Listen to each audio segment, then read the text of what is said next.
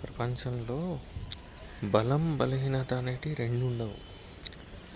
ఏది బలమో అదే బలహీనత, ఏది బలహీనతో అదే బలం. ఎగ్జాంపుల్ తీసుకుంటే మన దేశ జనాభా ఎంత? 140 కోట్లు. 140 కోట్ల జనాభా ఉండడం మన బలహీనత కాదు, అదే మన బలం. సరే, అట్లా అనుకున్నా అది బలము, అదే బలహీనత కూడా. అట్లే ఇప్పుడు మన సపోజ్ అమెరికాని తీసుకున్నాం, ట్రంప్ వచ్చాడు. ట్రంప్ వచ్చి పిచ్చి పిచ్చి డిసిషన్లు తీసుకోవడం అనేది మన బలహీనత కాదు. అంటే ఏ కంట్రీకి ఆ కంట్రీకి అది బలం.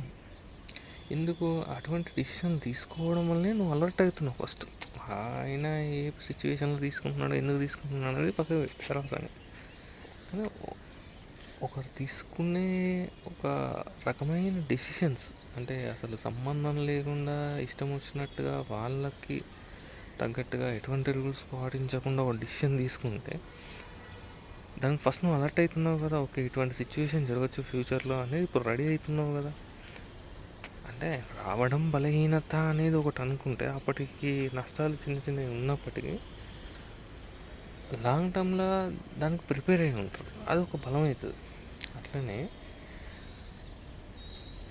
ఇప్పుడు మనకి మామూలుగా మనలో ఉన్న వాళ్ళు ఉంటారు, ఏంటిది అతిగా ఆలోచిస్తా, నేను విపరీతంగా ఏదో విషయం గురించి అట్లనే ఆలోచించుకుంటా, రోజుల తడబడి ఆలోచించుకుంటుంటా. అంటే అరే బాబు, నీ అట్లా ఆలోచించడం నీ బలం, నీ బలహీనత కాదు.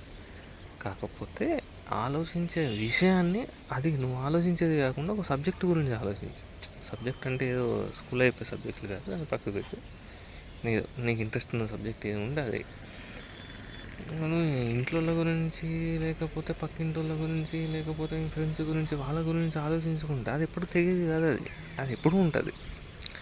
వాటి గురించి ఆలోచించద్దు. నీకు ఏది ఆలోచిస్తే నీవు ఎగ్జైట్ అవుతావో అటువంటి విషయం గురించి నువ్వు రోజుల తరబడి ఆలోచించు. అందులో కొత్త కొత్త టాపిక్స్ కానీ కొత్త విషయాలు కానీ తెలుసుకుంటూ దాని గురించి ఆలోచించు. అది నీకు ఎగ్జైట్మెంట్ ఇస్తుంది. నువ్వు ఈ మనుషుల గురించి, లేకపోతే మనుషుల గురించి ఆలోచించడం వేరు, ఒక మనిషి గురించి ఆలోచించడం వేరు. ఒక మనిషి గురించి ఆలోచించకుండా ఇట్లున్నాడు, వాడు అట్లున్నాడు, ఇది ఇట్లుంది, అది అట్లుంది అంటే వాళ్ళు ఎప్పుడు అట్లే ఉంటారు, నీ జీవితం అంతా ఇట్లే ఉంటావు, అది గడిచేది కాదు. కాబట్టి బలం బలహీనత అనేటివి రెండు ఉండవు, ఒకటే ఉంటుంది. అది మనం దాన్ని బలంగా చూస్తున్నామా లేకపోతే బలహీనతగా చూస్తున్నామా అనేది టాపిక్ అక్కడ.